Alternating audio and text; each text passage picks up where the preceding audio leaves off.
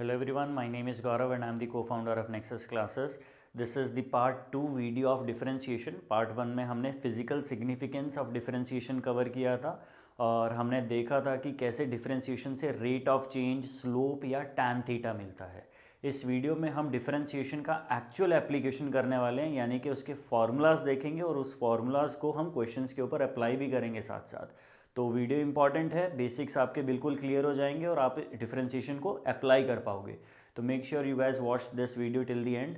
And also if you guys like our content and if you have not subscribed yet, तो सबसे पहले subscribe कर दो यार. सब्सक्राइब करते हो तो बहुत हेल्प होती है हम लोग की, और ये और ज़्यादा हम आपके लिए वीडियोज़ जो है वो क्रिएट कर सकते हैं. तो make sure you are subscribe to the channel. Thank you. ठीक है, प्रोसीड करते हैं आज के वीडियो के साथ.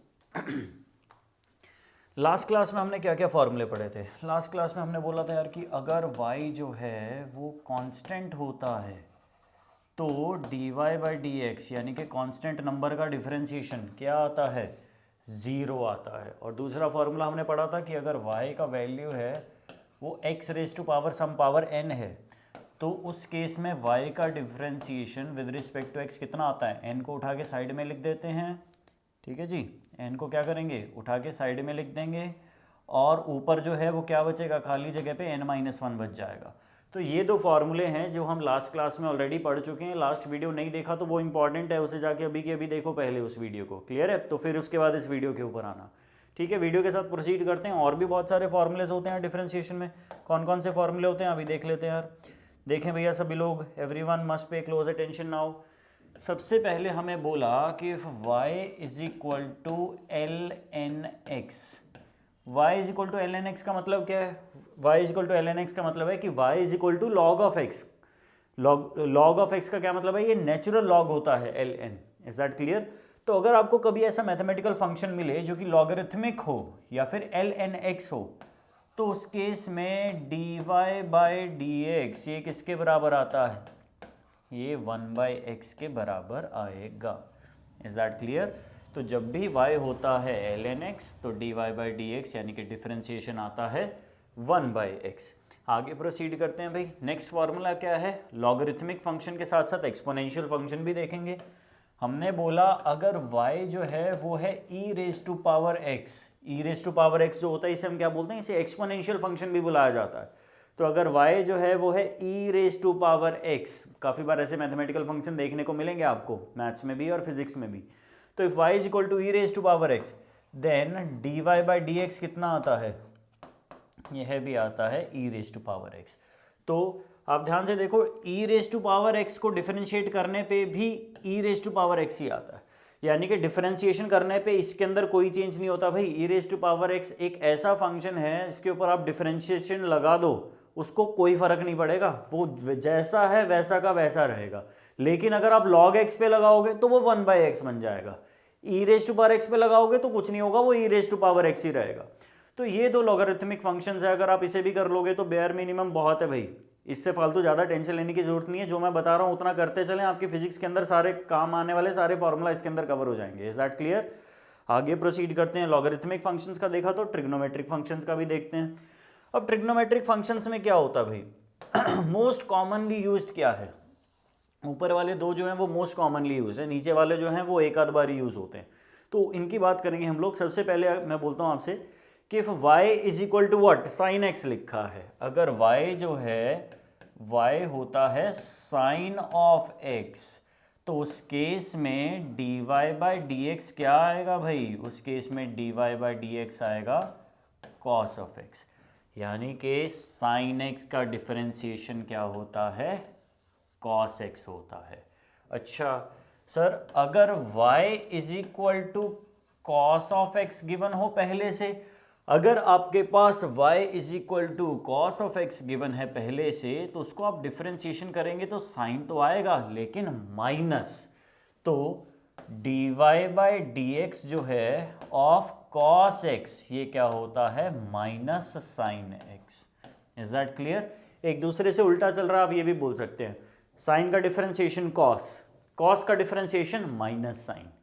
Is that clear? साइन का डिफरेंशिएशन क्या होता है? cos का डिफरेंशिएशन क्या होता है? Minus of sine. Is that clear? बिल्कुल सिंपल है, फार्मूलाज आपको याद हो जाने चाहिए। अगर आप ये फार्मूलाज याद कर लेंगे तो आपका काम आसान है, इसमें कोई बड़ी बात नहीं है। देखते हैं आगे करते हैं और फार्मूलाज। साथ ही साथ अगर y आपको मिलता है tan x, if y is equal to tan of x, तो उस केस में dy बाई डी एक्स जो आता है वो क्या आता है बेटा अपने पास, सीकेंट स्क्वायर x के बराबर आता है। एक दो जगह डेरिवेशन में ये वाला डिफरेंशिएशन यूज होता है तो आपको याद रह जाएगा, तो बहुत अच्छी बात है। क्लियर है? y is equal to tan x, तो इसका डिफरेंशिएशन क्या होता है, सीकेंट स्क्वायर x। अगर यही आपको cot x गिवन हो तो ये क्या हो जाएगा, माइनस कोसेकेंट स्क्वायर x। अगर y आपको गिवन है कोटेंजेंट x या cot x, तो हम क्या बोलेंगे, dy बाई डी एक्स किसके बराबर आएगा, minus of cosecant square x। Is that clear? I hope that is clear to you guys. tan x का differentiation secant square x, cot x का differentiation minus cosecant square x। Formula है, इसके अंदर कोई बहुत ज़्यादा टेंशन लेने की ज़रूरत नहीं। इसका डिफरेंशिएशन ये होता है, इसका ये होता है, इसका ये होता है, ये चीज़ें याद में रहेंगी तो इनसे रिलेटेड क्वेश्चंस हमारे सॉल्व होते रहेंगे, not a big deal, right. आगे प्रोसीड करते हैं। तो हमने लॉगरिथमिक फंक्शन के डिफरेंशिएशन देखे हैं अभी तक, और इसके बाद हमने ट्रिग्नोमेट्रिक फंक्शन के डिफरेंशिएशन देखे हैं। आगे बढ़ते हैं जी। इसके बाद हमारे पास आते हैं रूल्स ऑफ डिफरेंशिएशन। यहाँ पे हमने अभी तक जो फॉर्मूला सीखे हैं हम इन्हें अप्लाई करना चालू करेंगे। तो डिफरेंशिएशन के फॉर्मूलाज भी होते हैं और कुछ रूल्स भी होते हैं कि डिफरेंशिएशन करना है तो कैसे करना है।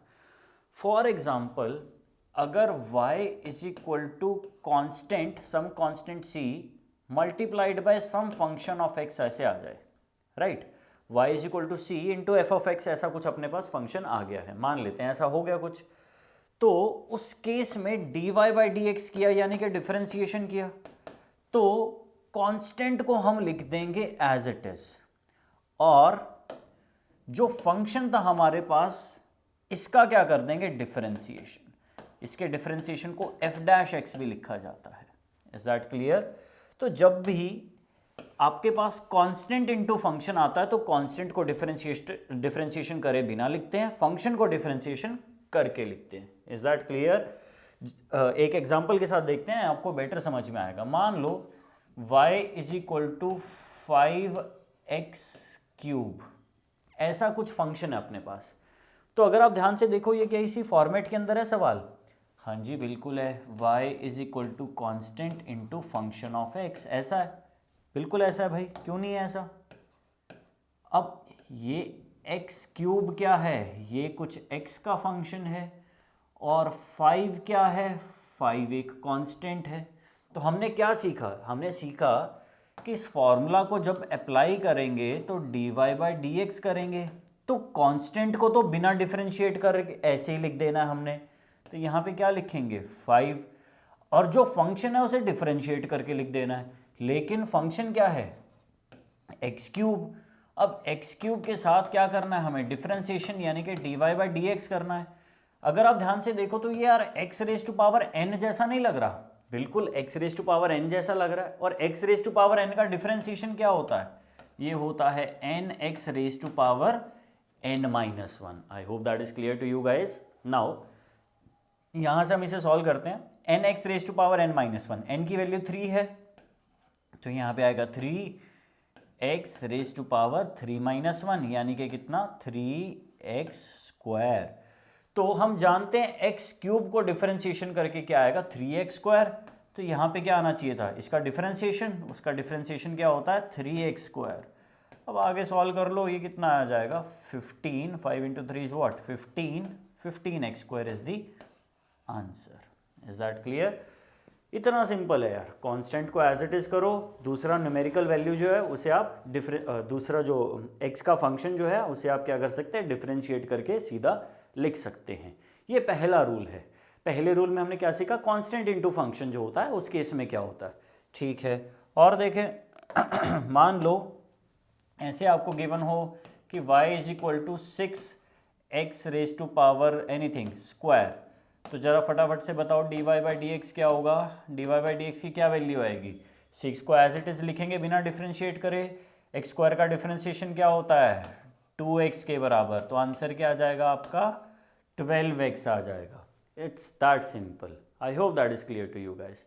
मान लो अगर y का जो वैल्यू है, अगर आपको बोल देते हैं कुछ भी, लेट अस से दिस इज 1/3 x क्यूब के बराबर है, ऐसा कुछ y का वैल्यू है, तो फटाफट से ज़रा इसे सॉल्व करो और कमेंट में बताओ कि क्या आ रहा है। वीडियो को पॉज कर सकते हैं आप, इसे सॉल्व करें और बताएं कि इस केस में डिफरेंशिएशन करके y का क्या आएगा।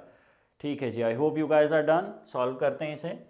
तो dy/dx क्या होगा, 1/3 को तो एज इट इज़ लिखना, कांस्टेंट वैल्यू है। एक्स क्यूब का डिफरेंशिएशन क्या होता है 3x², तो 3 से 3 कैंसिल आउट, आंसर क्या आएगा आपका x²। तो जिसका भी x² जिसने लिखा है that is correct. I hope you guys understand. इसके अंदर बहुत सिंपल है, कांस्टेंट एज इट इज़ लिखते रहो, x की वैल्यू को डिफरेंशिएट करते रहो। Is that clear? ठीक है, आगे प्रोसीड करते हैं यार। नेक्स्ट रूल देखेंगे अब हम लोग। नेक्स्ट रूल क्या कहता है अगर दो फंक्शंस का एडिशन या सब्ट्रैक्शन हो रहा हो, प्लस माइनस का मतलब है कि एडिशन या सब्ट्रैक्शन यहाँ पे किया जा रहा है, यहाँ पे प्लस माइनस किया ना हमने, तो बोल दिया आपको कि अगर f(x) और g(x) जो है ये दो x के ही फंक्शन है, दोनों का एडिशन या सब्ट्रैक्शन अगर कर दिया जाए तो डिफरेंशिएट कैसे करना है या डिफरेंशिएट करके क्या आएगा, ये मैं जानना चाहता हूँ भाई। तो देखते हैं क्या होता है। इस केस में जब भी आप dy/dx करेंगे तो दोनों को सेपरेटली डिफरेंशिएट करेंगे, यानी कि fx का अपना डिफरेंशिएशन करके लिखना है, प्लस माइनस जो भी साइन गिवन है उसके साथ gx का अपना डिफरेंशिएशन करके लिखना है। इतना सिंपल है। I hope that is clear to you guys. तो fx के डिफरेंशिएशन को हम बोल सकते हैं f'(x) प्लस माइनस gx के डिफरेंशिएशन को हम बोल सकते हैं g'(x). Is that clear? तो प्लस माइनस होने से कोई फर्क नहीं पड़ता डिफरेंशिएशन से, जो पहले फंक्शंस ऐड हो रहे थे उनके डेरिवेटिव्स को अब हम ऐड कर देंगे। I hope that is clear to you guys. Example के साथ देखेंगे हम इसे। फॉर एग्जाम्पल अगर मैं बोल देता हूँ y = x² + x³, सबसे सिंपल एग्जाम्पल, इससे सिंपल एग्जाम्पल क्या हो सकता है भाई, y = x² + x³। अब आपसे बोल दिया गया यार जरा बता इसे डिफरेंशिएट करके क्या आएगा dy/dx। हमने क्या देखा यार, दो फंक्शंस हैं आपस में ऐड हो रहे हैं, तो क्या करना है, दोनों को इंडिविजुअली हमने डिफरेंशिएट कर देना। x² का डिफरेंशिएशन क्या होता है, अभी अभी सीखा, x⁴n से 2x प्लस x³ का डिफरेंशिएशन क्या होगा, 3 एज इट इज लिख देंगे, ऊपर क्या आएगा 3 - 1 यानी कि 2। तो आपका आंसर क्या आएगा डिफरेंशिएट करके 2x + 3x²। अब बता इससे सिंपल क्या हो जाएगा, अगर दो फंक्शंस हैं उनको इंडिविजुअली हम क्या कर देंगे, डिफरेंशिएट कर देंगे। इट्स दैट सिंपल, इसमें कोई बहुत ज़्यादा टेंशन लेने वाली बात है ही नहीं। और देखो और एग्जांपल्स इसके अंदर सॉल्व करते हैं हम लोग। लेट अस से if we are given this value y = x² + 4x², ये वैल्यू है। अब पहले तो मैं इसे इस रूल के हिसाब से डिफरेंशिएट करता हूं। y जो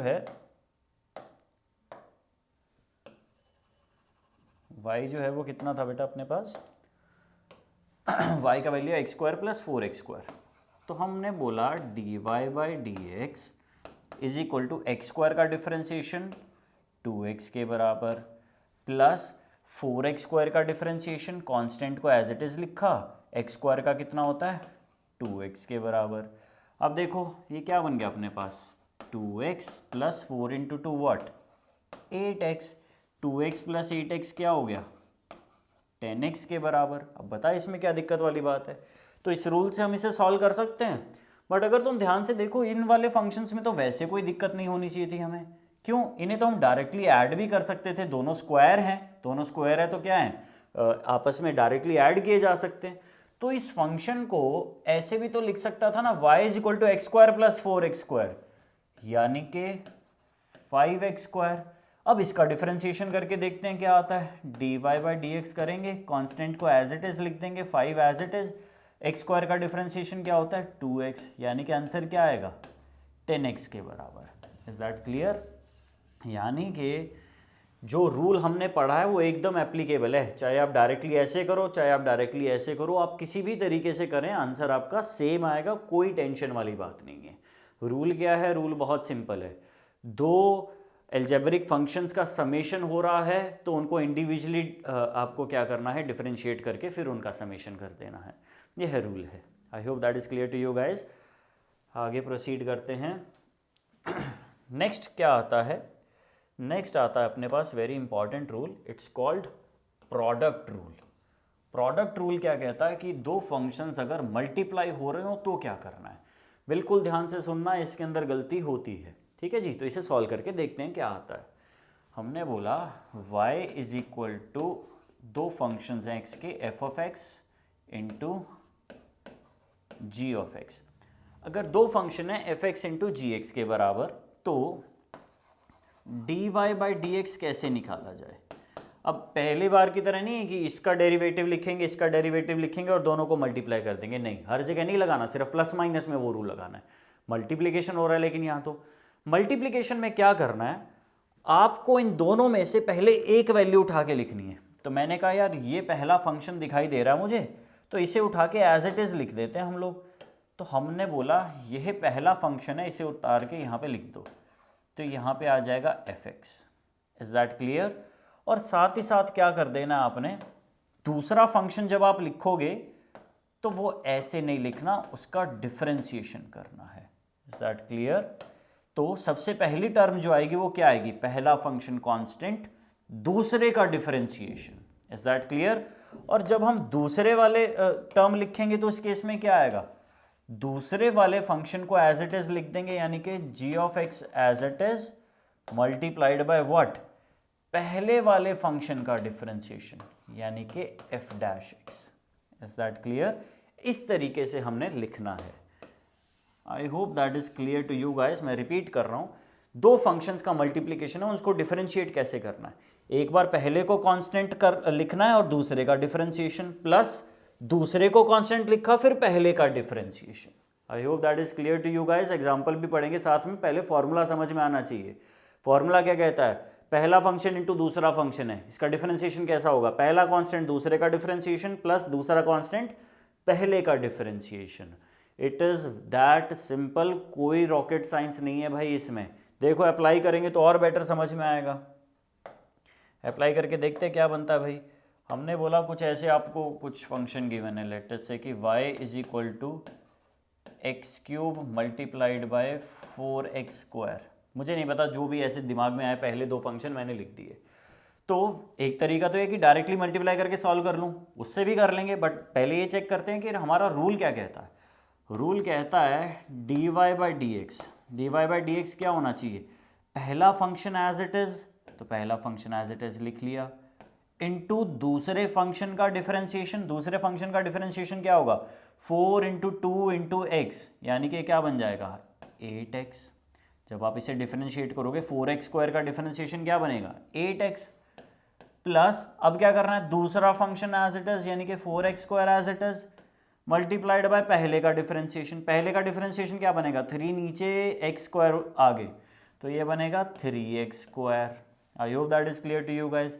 और देखो सॉल्व करो, ये कितना बनेगा 8x की पावर 4 बन गया, प्लस यहाँ पे कितना बना 12x का पावर कितना बन गया भाई, अपने पास 4 बन जाएगा, यानी कि ये कितना आएगा 20x रेज टू पावर 4। क्या इतना आता हुआ नजर आ रहा है भाई हमें? बिल्कुल सही है, कोई बड़ी बात नहीं है यार इसमें। तो इसको डिफरेंशिएट करेंगे तो वैल्यू कितनी आएगी 20x रेज टू पावर 4। अब अगर मैं नॉर्मली करता तब भी तो यही वैल्यू आनी चाहिए थी ना। इसी का मतलब ये होगा कि यार इसका मतलब जो हमने फॉर्मूला पढ़ा है वो सही है। तो एक बार इसे नॉर्मली भी करके देखते हैं। हमने बोला यार इनको मल्टीप्लाई कर दो डायरेक्टली, तो y का वैल्यू क्या बन जाएगा x cube into 4 into x square. X cube into x square क्या बन जाएगा, ये बनेगा एक्स रेज टू पावर 5 और साइड में क्या लिखा रहेगा अपना 4। तो 4x रेज टू पावर 5 बन गया। तो हमने बोला जरा बताएं dy बाई डी एक्स जो है इसका क्या वैल्यू आएगा। तो आसान है, constant function as it is multiply by 5 को एज इट इज नीचे लिख दिया, ऊपर क्या बना, ऊपर बना 5 माइनस 1, यानी कि 4 इंटू 5 क्या होता है 20, x raise to power 5 minus 1 क्या हुआ 4। देखो क्या सेम आ रहा है, क्या जो पहले आ रहा था अभी भी वही आंसर आ रहा है। इसका मतलब भाई जो भी फॉर्मूला हम पढ़ रहे हैं वो एक्यूरेट है, कोई बड़ी बात नहीं है। ये इसे प्रोडक्ट रूल बनाते हैं। प्रोडक्ट रूल क्या कहता है, अगर दो फंक्शंस का मल्टीप्लिकेशन हो रहा है कि पहला फंक्शन इंटू दूसरा फंक्शन, तो एक बार पहला लिख लो, दूसरे को डिफरेंशिएट करके लिखो, प्लस दूसरा लिख लो, पहले को फिर डिफरेंशिएट करके लिखो। इस तरीके से हमें इस रूल को अप्लाई करना है। I hope that is clear. अब जैसे प्रोडक्ट रूल है वैसे ही एक क्वोशंट रूल भी आता है, जिस केस में अगर फंक्शंस डिवाइड हो रहे हो तो हमें कैसे करना है। देखें ध्यान से, यह कहता है कि अगर fx अपॉन gx आपको गिवन हो और हम चाहते हैं कि जरा बताओ dy बाई dx क्या होगा। क्लियर है? तो इस केस में जब दो फंक्शन एक दूसरे के साथ हम डिवाइड कर रहे हों, उस केस में dy बाई dx जो है वो क्या होता है, उस केस में dy बाई dx होता है सिमिलर है जैसे प्रोडक्ट रूल था, बस थोड़ा सा डिफरेंस है। उस केस में हमें क्या लिखना है, पहला फंक्शन का डिफरेंशिएशन इनटू x, दूसरा फंक्शन एज इट इज। सबसे पहले पहला और दूसरा बोलने की बजाय हमें बोलना चाहिए this is numerator, this is denominator. तो सबसे पहले न्यूमरेटर को डिफरेंशिएट करते हैं और डिनोमिनेटर को एज इट इज लिख देते हैं। क्लियर है क्या? पहली टर्म आ गई अपने पास, फिर हम लगाते हैं माइनस का साइन। अब पिछली बार क्या किया था हमने, न्यूमरेटर को डिफरेंशिएट किया था, तो इस बार क्या करेंगे, डिनोमिनेटर को डिफरेंशिएट करेंगे। जब आप डिनोमिनेटर को डिफरेंशिएट करोगे तो यहाँ पे क्या बन जाएगा, जी डैश एक्स। ठीक है जी। पिछली बार क्या किया था, डिनोमिनेटर को एज इट इज लिखा था, तो इस बार क्या करेंगे, न्यूमरेटर को एज इट इज लिखेंगे, तो यहाँ पे क्या आ जाएगा, F of x. Is that clear? तो ये तो आपका बन जाएगा आंसर वाली टर्म का सिर्फ न्यूमरेटर, और बॉटम में आपको, यानी कि ऑब्वियस सी बात है, डिनोमिनेटर में आपको क्या करना है, डिनोमिनेटर में जो पहले डिनोमिनेटर था उसका आपको बस स्क्वायर वैल्यू लिख देनी है। यह है इसका फॉर्मूला। थोड़ा सा टेढ़ा है बट कोई टेंशन वाली बात नहीं है आपको, फॉर्मूला कॉम्प्लेक्स नहीं है, फॉर्मूला इजी है। न्यूमरेटर का differentiation into denominator minus denominator का differentiation into numerator upon denominator का square, that is the formula. Apply करेंगे तो और बेटर समझ में आएगा। देखते हैं, देखो अप्लाई करते हैं तो क्या होता है। मान लेते हैं कि कोई अपने पास मैथमेटिकल फंक्शन इस प्रकार से गिवन है कि y is equal to 4x cube upon x raise to power 4, ऐसा कुछ अपने को गिवन था। अब मैं जानता हूँ आप लोग बोल सकते हो कि सर अगर इससे ये कैंसिल आउट कर देंगे तो भी आ जाएगा, तो कोई बड़ी बात नहीं है, उस तरीके से भी कर सकते हैं, बट हम रूल सीखना चाह रहे हैं तो रूल अप्लाई करते हैं। रूल क्या कहता है, dy by D x is equal to what, d Y by D x किया हमने, तो d Y by D x करके क्या आएगा, सबसे पहले न्यूमरेटर का डिफरेंशिएशन, न्यूमरेटर क्या अपने पास 4x क्यूब, 4x क्यूब का क्या होगा 12x square differentiation multiplied by what, denominator as it is, x raise to power 4 as it is, फिर क्या आएगा माइनस साइन। अब पिछली बार क्या किया था, न्यूमरेटर का डिफरेंशिएशन, तो इस बार क्या करेंगे, डिनोमिनेटर का डिफरेंशिएशन। डिनोमिनेटर का डिफरेंशिएशन क्या आएगा 4x cube multiplied by numerator as it is, यानी कि 4x क्यूब के बराबर। Is that clear? डिनोमिनेटर का डिफरेंशिएशन क्या आया 4x क्यूब, न्यूमरेटर क्या था एज इट इज यानी कि 4x क्यूब, अपॉन नीचे क्या आएगा डिनोमिनेटर का स्क्वायर। डिनोमिनेटर का स्क्वायर करेंगे तो क्या बनेगा, x raise to power 4 into 2, 4 into 2 यानी कि स्क्वायर कर देंगे तो क्या बन जाएगा 8, यानी कि आपका आंसर क्या आएगा, this is 12x raise to power 6 minus 16x raise to power 6 upon x raise to power 8 के बराबर, which is what, minus of, देखो 12x raise to power 6 minus 16x raise to power 6, ये क्या बनेगा minus 4x raise to power 6 upon x raise to power 8 के बराबर। यहाँ से क्या है, ये कैंसिल आउट कर सकते हो, 2 पावर बचेगी तो ये आएगा कितना, minus of 4 by x square, that is your answer. Not a big deal भाई, इस तरीके से भी हम लोग कर सकते हैं। I hope that is clear to you guys कि कैसे जो है हमने अलग अलग रूल्स जो हैं उनको अप्लाई करके सीखा है।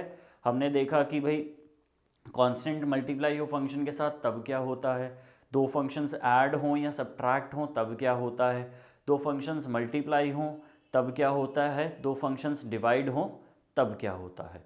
तो इतने रूल्स हैं डिफरेंशिएशन में अगर आप ये रूल्स को फॉलो कर सकते हैं तो आपके लिए बहुत आसान हो जाएगी डिफरेंशिएशन, ठीक है। तो थोड़ा बहुत प्रैक्टिस भी कर सकते हैं, जैसे कि अगर मैं आपको बोल दूं कि ज़रा बताएं y is equal to, let us say कुछ ऐसा फंक्शन आ जाए अपने पास 2x plus 3 multiply by 3x square plus 2x, ऐसा कुछ फंक्शन आ गया। अब आपको तो पता नहीं कि ये कैसे था, क्यों था, या कहाँ से आया, या किस सेक्शन के अंदर गिवन था।